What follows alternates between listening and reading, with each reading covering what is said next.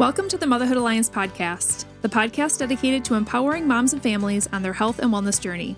I'm Brittany Suttner. And I'm Andrea Rinkus. Together, we're here to explore holistic approaches that go beyond conventional medicine. Each week, we dive into topics that matter most to you. Everything from nutrition and mental health to alternative therapies and natural living.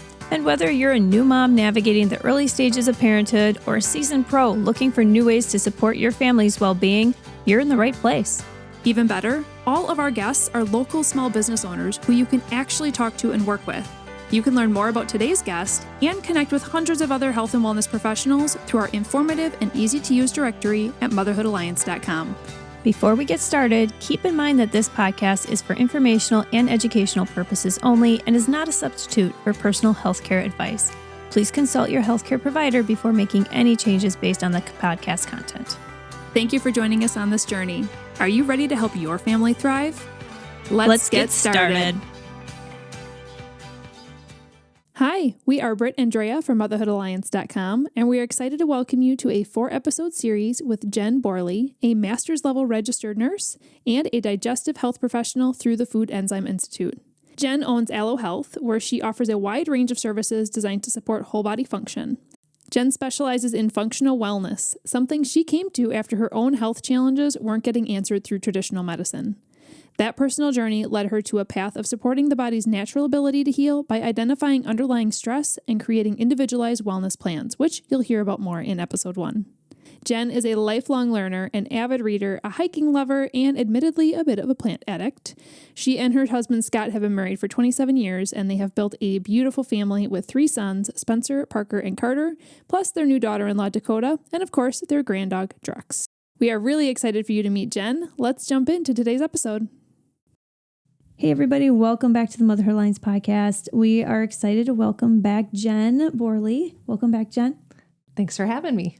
We had an excellent conversation in this last episode, in episode 1, talking all about digestive enzymes, which is, you're specialized in this. This is such a really cool topic to just bring out into the world and for people to understand.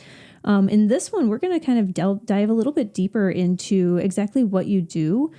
And we're going to start with like the functional medicine, functional wellness part of it. Now, you don't say functional medicine, and you prefer more functional wellness. Can you explain the difference between those two terms? Yes, we can. Mm-hmm. So the reason I use functional wellness is I'm a registered nurse. I have a nursing license. I have a bachelor's degree in nursing. I also have a master's degree in nursing. However, I am not a nurse practitioner. I do not practice medicine, which means I don't diagnose, treat, or cure disease.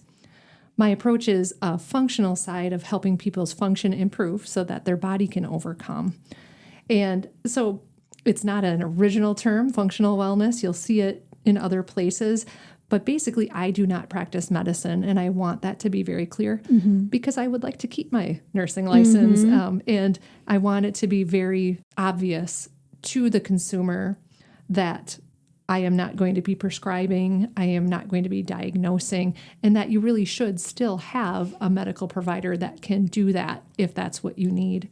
The benefit that I do have is I have over 27 years of that medical nursing experience. So if I identify something that could be more of the disease pathway, I am going to tell you right out, this is outside of my lane, and I believe you should go and consult with your medical provider. There are natural ones in the area, holistic providers in the area, and there are ways of approaching that with your established PCP. Mm-hmm. Do you do very similar things as far as like what a medical or what a functional medicine provider does? Or what's the differences between what you do and what they might do? Well, I'd like to focus on what I do in general, just because it's up to them to explain what they do and how they do it. Sure. So I identify the underlying stress in the body, and identifying that it comes through a number of ways. When I initially talk with people, usually through that free 15-minute phone consult that you can sign up for on our website, I'm going to explain all of what I'm explaining now, and then I'll add to it during this podcast of what I really dig into. I start with an intake form that we collect your information, your history, what you've been through, what you're experiencing, and a little bit about your life and the different things that you're going through prior to our signature consult. Our signature consult is an 1.5 hour long consultation with me where we do a physical exam, which includes a structural exam, standing and sitting, and then a laying exam where it's a palpation exam. And this is, in my opinion, where some of that magic comes in, because every organ and every system in your body is connected to a point on the outside of your body. That wiring develops very early on when you're growing in your mom's belly, and it does not go away, even if you've had an organ removed. So if there's a stress in an organ or a system, and I palpate that area, the body's going to respond with an involuntary muscle contraction. And that involuntary muscle contraction is going to lead to a physical change in position, which is visual. You can see the change in position. I collect that information. There are numerous palpation points from head to toe. So I collect that during that physical assessment. Then another magical part is we have a conversation about your life, your habits, your routines, the stresses that you would like to get rid of, and the stresses that you're choosing to keep. Because we all have stress in our lives that we continue to keep in our lives on purpose. That might be people. Well, I have a question about the palpation piece, because if somebody hasn't heard that word, or they're like, wait, what does that mean? Are you just using your hands and like doing like a mini massage in a certain area? One of these trigger point areas that you're talking about? Is this with a tool? Like, what does palpation mean? Thank you for asking that. So it is simply pressing on a part on the outside of your body. So for instance, let's say one of the nasal stress points are right underneath your cheekbones. So you may even check this now. You can take your fingers and push up where your cheekbones are and push up in there. And if you're noticing a little sensitivity, that could mean a positive stress point. And that's a double stress point. That's a lymphatic and a nasal stress point. And around this time of the year, you may be experiencing some of that with things that are trying to be filtered out of your body due to environmental factors or being exposed to certain things. So that stress point would be that. And it's applying pressure so that the person who is applying the pressure, your fingertips show a different color. When you press down on something, you can kind of blanch things. So it's not meant to be a painful palpation. Sometimes it is for the person getting palpated, depending on how sensitive their bodies are. But that is the pressure that you apply, is that palpation exam. Can you give us a couple other examples of ones where if you're palpating an area and you get that reaction, like that's indicating something? Absolutely. So most people are familiar with where their gallbladder is, correct? To the right side underneath your right rib cage.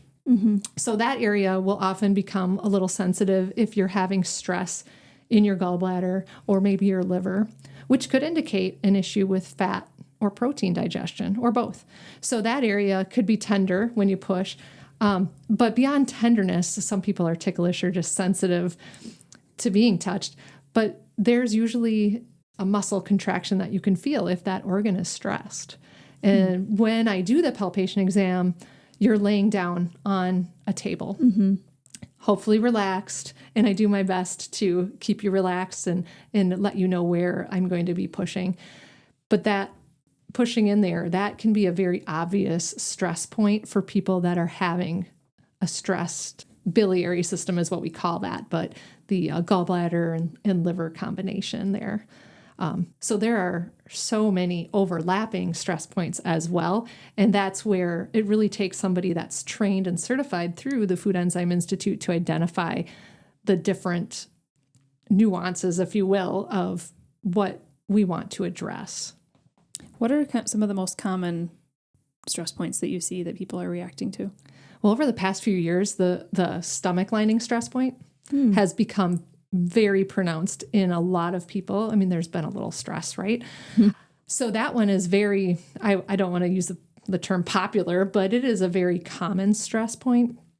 Common does not mean normal, of course, but it's the one that's between the rib cage, sort of where your ribs meet in the middle below your sternum, and that is the mucosal lining of the stomach. Another big indicator of that one potentially being positive, because of course we start to investigate based on what somebody's been going through, is the symptoms of burning in your stomach or feeling that acid coming up. Like heartburn. Exactly. Those symptoms like that. So if somebody has that, that's kind of an indicator to me is they're most likely going to have that stress point. But as I've learned over all of the years is that I can assume all of the things, but we all know what happens when we assume things. So the best thing I can do is assess my client and do the palpation exam and put those pieces together. Okay, so they would fill it out an intake form. You do the structural exam, you do the palpation exam, and then you sit down. Well, they also provided their history, right? But then you sit down to discuss kind of your findings so far. So there are a couple pieces between that. We talk about routines, lifestyles, habits, how you eat, when you eat, what you eat, and how you feel about that. And then your other routines like work, sleep, all the little pieces that fit into overall wellness, which we could be here for like another month talking continuously about that, but really trying to narrow it down. We do a review of the intake form. What are you taking? Either, what are you taking prescription wise? Because that's important. Those can be stressors as well. What are those certain things addressing? What supplements are you already taking? So we review all of that. And then I'll do a little education about foundational health, just to get a view of how we need to address things and what order, because there's a priority. Can you give us kind of an overview on your recommendations, like just in general in health? And when you're talking about somebody with this, like what are your recommendations for having a healthy life? Oh, that's a loaded question, right? Right. Just give us kind of like, your 10,000 foot view on it. Right. Oh gosh. Yeah. If I had the answer to that, well, I kind of do, but yeah, it's tough. I'm still working on it myself and still learning more and more every day about the different things that come into play. Our exposure to light, to daylight, our routines, our sleep. And it's really, if I could package it all up in a cute little bow, it would be very overwhelming because it all depends on where the person's starting. Yeah. Because you guys have taken your wellness seriously, starting at a young age. So you would be quote unquote easier to teach, to guide. Whereas somebody that is, doing all of their meals, fast food, not getting good sleep, not getting any movement into their life, spends their day in a really dark room and stays up all night playing video games or something like that. Bright lights and all of these things that they'd have further to come. So it kind of just depends on where you are, and that's what I'm about, is meeting people where they are, and then giving them baby steps and behavior changes, because we all know what happens when we attempt the New Year's resolution phenomenon. Yeah. I'm going to start all this really great, and I'm going to stop doing all these things that might be negative. And I'm going to try to create this perfect or this perfection. And I'm all about progress over perfection and baby stepping your way, because that's more attainable, sustainable, and affordable, the baby steps. But I will have people that are like, okay, I want the answer. I'll take whatever you want. And I don't like chasing symptoms with supplements. Okay. Because that is that's like practicing pharmaceutical nutrition. And I don't want to do that. I want to practice, nourishing the body. In fact, alo means to nourish in Latin. So we want to nourish the body and then help strengthen and then help sustain. So nourish, strengthen, sustain bodies. And everybody starts at a different spot. So I love that question. Absolutely love that question, but it's different for everybody. Do you feel most people are coming to you because of symptoms? Have they been through kind of the medical ringer and they're just trying to find answers? They're just desperate for answers. Yes. I've had many people, especially lately, who feel like they're being gaslit in traditional medicine, and men and women alike, even parents, because parents know when there's something not right with their child. They usually know. And the answers that they're given, by all means, you should definitely bring your child to their doctor to be evaluated. However, I'm seeing so many young people being put on pharmaceuticals to cover up a symptom rather than addressing the underlying nutritional deficiency. So the number of people, especially young people, like we're talking as young as 10, that are being put on anti-anxiety, antidepressant medications, also oral contraceptives, because of a potential irregular cycle or headaches that they may be having or experiencing, or, feeling nervous about things. It's the repercussions of that are so severe. And it might sound alarmist, but taking something, if you go to a doctor, whether you go to the doctor for your child or you go to the doctor for yourself, and the first thing that they recommend is a medication. Rethink your doctor. I'll say it for you. Yeah. I question everything. Yeah. I mean, thank them for their opinion, but remember it is an opinion, and get another opinion. I'm not saying that those medications are, useless for everybody, but most of them have big consequences, and you're not told about those consequences. Yeah. And that, I learned about informed consent early on in my nursing education. And that is so important, to be informed about the risks, the benefits, and then how long you'll have to be on something. If a doctor tells you that you have to be on this forever, ask why. Yeah. Be a 2-year-old, ask why, and have them explain it. So important, and it's all about being an advocate for your own well-being. Some of these people are so desperate. So to answer your question, I'll try to circle back because I can pretzel off. I do get people that have had symptoms for a long time that have been unresolved with traditional medical treatment, because they use the traditional things, which sometimes are needed, but then they need help fixing what was affected by that treatment. For instance, if you have an infection, like let's just throw out their strep, probably should use an antibiotic for that. Are there some natural things that can help? Absolutely. However, again, if that's been identified, you want to take care of that. You don't want to poo-poo that off, because it can lead to significant issues. So, they carpet bomb your microbiome, and then we have to nurture it back and build it back up. But it's not the same for everybody. So you want to support normal function. You want to support normal nutrition, and then support that microbiome to get back to normal, so that you don't have those repercussions down the line of an imbalanced gut biome. Yeah. Now, I know that you offer testing in your office, and we're going to be diving into that in the next episode, is like a lot of the actual tests that you can do. But you haven't mentioned tests yet in your signature consult. So at what point do you do testing outside of like the hands-on palpational stuff? So you'll often hear the term, we don't guess, we test. I don't guess, I assess. So I assess first, because when people come in for all these myriad of things that are going on with them and they want to get back to balance, first I need to assess their body and see what it's telling me, so that I can narrow down what testing might be most appropriate for them, or if any testing is appropriate for them.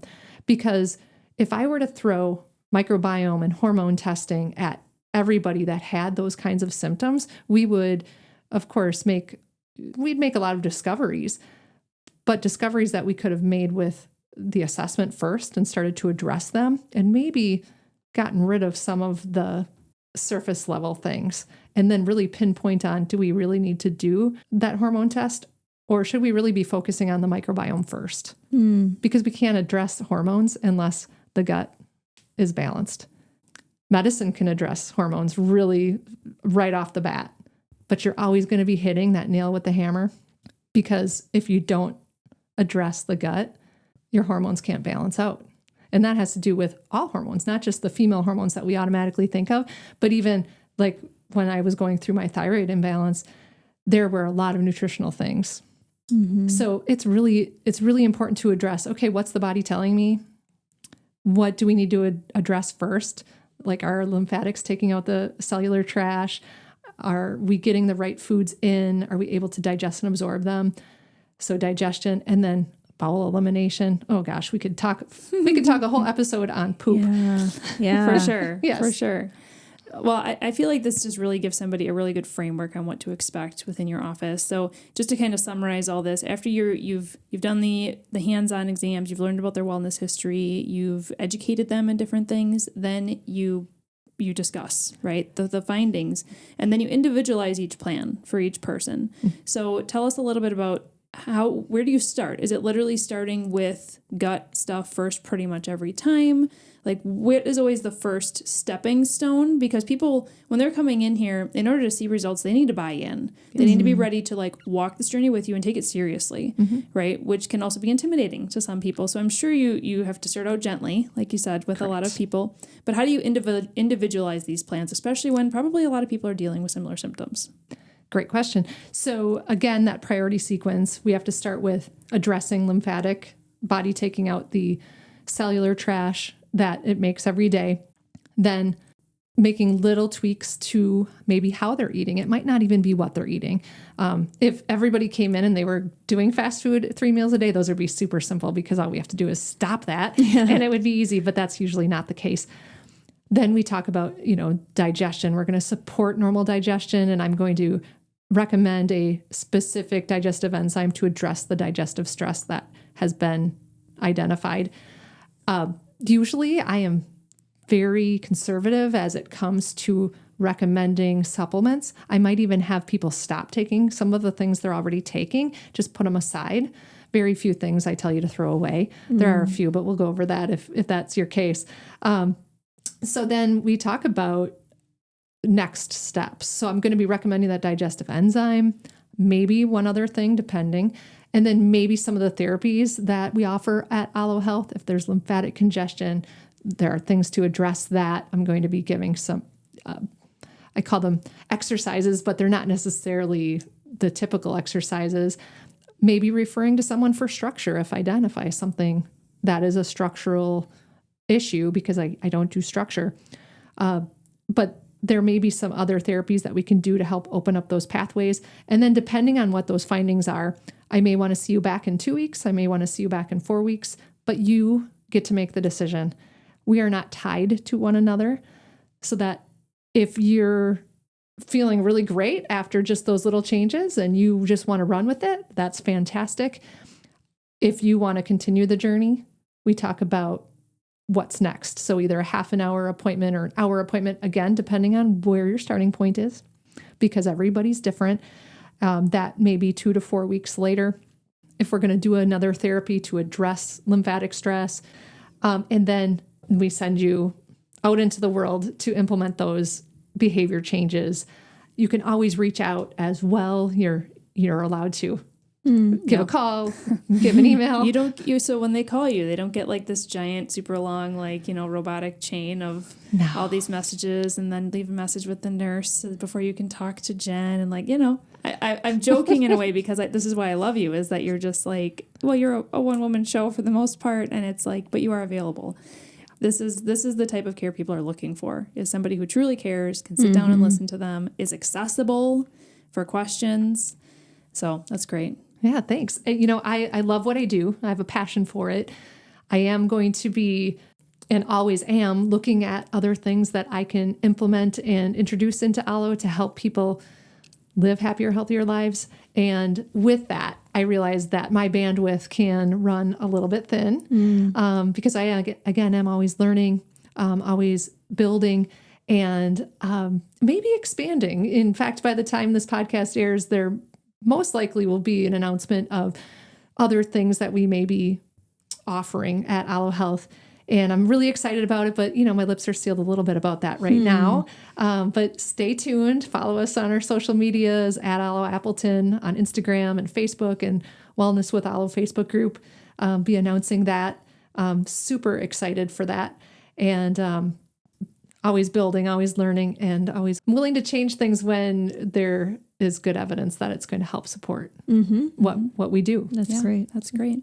Well, thanks for walking through this. I think a lot of people, they get like stuck like a deer in headlights because they're just like not sure what to expect when they're going to take their next step, especially if they've been through the ringer of all these different appointments. They're like, I don't want to start something else. More money, and have it not work and whatever. And so just like hearing how this actually works and like renewing this hope again is just so helpful. So if you guys want to start this process, you can book a free 15-minute phone consult with Jen.